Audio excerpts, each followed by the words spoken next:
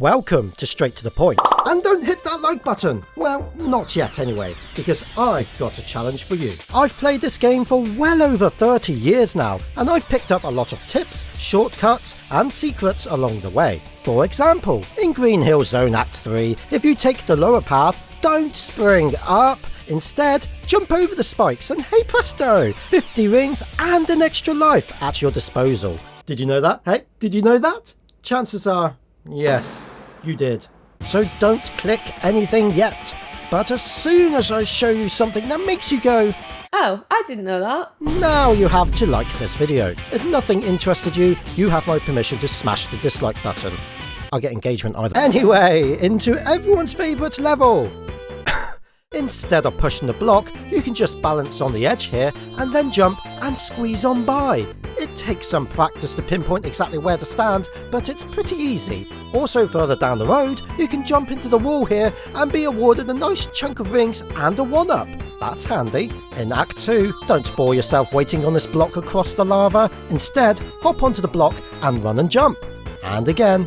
And again. It's so much quicker. Also, you can jump down here for another set of rings and an extra life in case you weren't aware of it.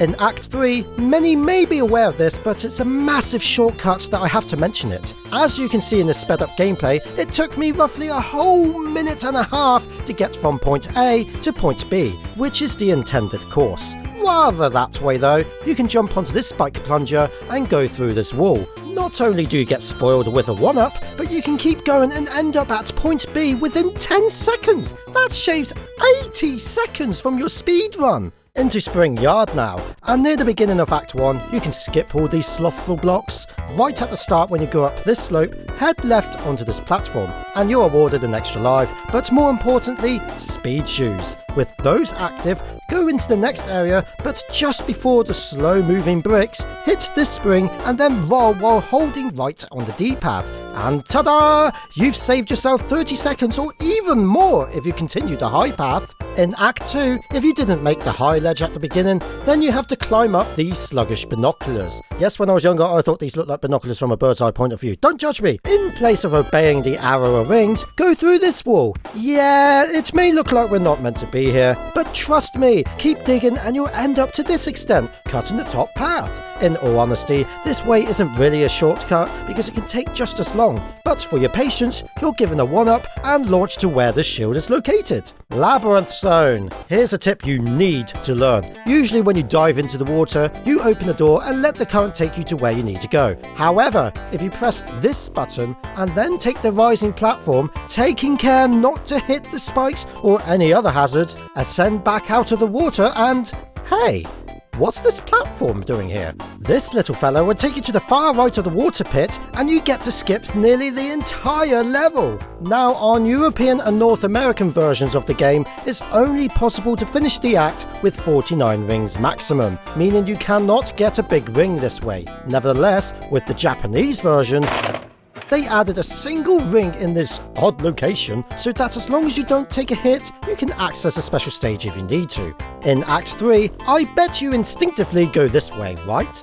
I mean, pits are bad, but ironically, not this time. Go down this way, and you'll end up taking the route the credits demonstrate. This path takes me 50 seconds to get to the boss arena. The other direction takes me 2 minutes and 19 seconds. This shortcut's even better than marbles. Hey, wants to meet the bad nick of death? Doesn't matter if you're protected by a shield or a ton of rings, this drill bot is like kapow! Knockout! Either of these two badniks has the power to insta-kill you. Due to this act looping indefinitely, which yes, you're still looping in the boss area, there's an invisible line where the top of the stage joins the bottom, and if Sonic is in his hurt pose when he crosses it, the game believes you fell out of the level. So destroy these badniks or get destroyed. Nighty-night, it's Starlight. There's not a lot to discuss here. When you sling the spike ball into the air, stand in the middle of the seesaw. You gain extra height every time rather than waiting on the end. Hey, wants to meet the bad nick of death? No screen loop like its predecessor, but the reason for dying is the same. Scrap Brain Act 2, and my word, there are a lot of surprises here. Beginning with the most useless fact, try to hit the corner of this ledge. What the heck was that? Using the regen emulator to hide the foreground is just a bad monitor, but the explosion gets corrupted. Here's a shortcut you may have never encountered, and that's because you're probably too busy doing over and over again. Although, if you make it to the third warp pipe with 50 rings or more... That's right! It will take you to a higher ground. This way is so much quicker and safer, I may add. Mostly. Have no fear if you haven't obtained 50 rings by this time. You can collect the quota and pay your fee and it will take you to first class. Now, when you take this shortcut, you may spot these beauties under the conveyor belt. How do you grab them? You don't! Okay, so you can, but to do so, don't take the warp shortcut. Go the normal way. It'll take a 15-second wait, but platforms will materialise out of reach. Take a run and jump and land on the shy blocks. Climb up and voila! It's Christmas! Scrap Brain Act 3. Firstly, most people know this bit, but you can outroll the sliding floor and get underneath it. As long as you don't fall into any drops, this takes you to the exit the fastest. Nonetheless, you'll meet this pit along this direct route. But did you know that jumping over it was never the proposed idea? There's meant to be a platform here, and you ride that across the pit instead. How useful! It's very pointless to be honest, but how come you've never seen it before? That's because as soon as Act 3 starts, the platform has already spawned underneath you. But you have to go left to get under the sliding platform, and you get too far away from the object that it despawns itself. The bad news is that it refuses to spawn back, meaning you'll never see it in a genuine playthrough. And in the mobile ports and origins, it simply doesn't exist. Whether that's a design choice or they simply weren't aware of the object, I'm not sure. So did you know that? I bet you didn't.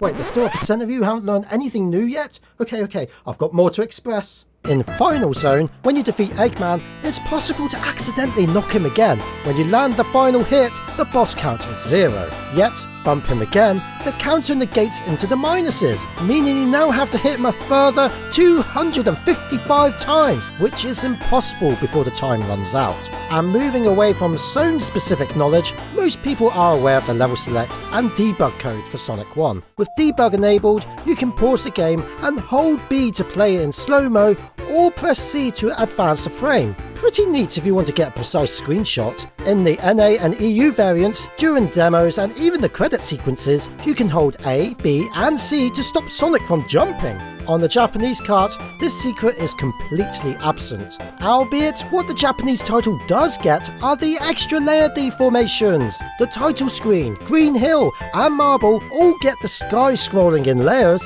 and Labyrinth brings a more in-depth experience with water ripples. The EU and NA version gets none of this. And here are 2 more surprises which work on all alternatives of Sonic 1, but they can only be triggered on the Japanese hardware. If you input this code on the title screen, but then let demo mode begin, hold this combination. Without letting go of the button chain, press start, and you'll get to see the real credits of the game. This also brings back the press start button text on the title screen that accidentally gets deleted. And finally, when you have debug mode on and entered level select 2, you can play the 9E sound effect to take you straight to the original credits, or playing 9F will take you to the ending cutscene. Again, only when playing on a Japanese machine.